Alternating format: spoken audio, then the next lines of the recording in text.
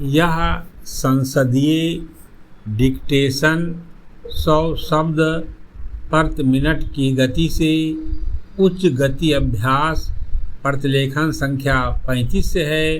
यदि यह आपको अच्छा लगे तो लाइक, शेयर और सब्सक्राइब अवश्य करें। रेडी महोदय, मुझे इस संबंध में एक बात और कहनी है। वह यह है कि मुझे मुख्य आयुक्त के भाषण के अनुसार यह आशा थी कि सरकार मजदूरों की उन्नति के लिए, उत्थान के लिए, उद्योगों के विकास के लिए और गांव की स्थिति सुधारने के लिए तकनीकी प्रशिक्षण देने का काम करेगी।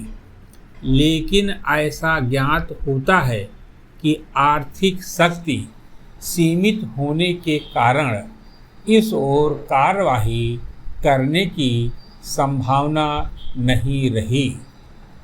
फिर भी मुझे आशा ही नहीं अपितु पूर्ण विश्वास है कि भविष्य में हमारा मंत्रिमंडल इस ओर अवश्य अविलंब ध्यान देगा। इसी प्रकार से ग्रामीणों की अवस्था सुधारने के लिए सरकार घरेलू उद्योग धंधों को भी बढ़ाएगी, जो अभी तक नहीं के बराबर हैं। पर भारत की दृष्टि से कुटीर उद्योग बड़े उद्योगों की अपेक्षा अधिक लाभदायक हैं। पहली बात तो यह है कि भारत एक गरीब देश है और उसके पास इतना पैसा नहीं है कि वह बड़े उद्योगों के लिए पर्याप्त संख्या में बड़ी बड़ी मशीनें मंगवा सके। बड़े उद्योगों के लिए बहुत बड़ी बड़ी महंगी मशीनों की आवश्यकता होती है, जबकि कुटीर उद्योग छोटी छोटी और सस्ती मशीनों से चल जाते हैं। कुटीर उद्योगों के लिए ना तो बहुत बड़ी बड़ी इमारतें बनानी पड़ती हैं और ना ही बहुत महंगी मशीनों की आवश्यकता पड़ती है। अतः ये उद्योग छोटे छोटे गांव में भी प्रारंभ किए जा सकते हैं। कई